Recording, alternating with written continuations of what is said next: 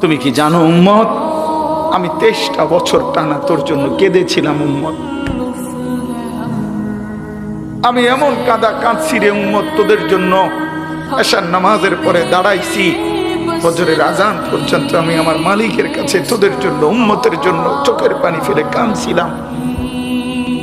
আমার এত চোখের পানি তোর দিল গলাইতে পারলো না। আমি তায়েফের পাথরের আঘাতে আমার পিঠটা চালনির মতো ছিদ্র ছিদ্র হয়ে গেছে রক্তে। আমি বুকে পেটে 2টা পাথর বাঁধছি ক্ষুধার কষ্টে।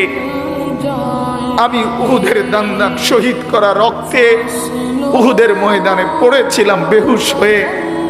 আমার ঘরের চুলায় 3 মাস রান্নার জন্য কোনোদিন চুলায় আগুন জ্বলে নাই। আমার এত চোখের পানি, এত রক্ত, এত ক্ষুধার কষ্ট, কিছুই তোর মন গলাইতে পারলো না, তোরে সেজদা দিতে পারলো না।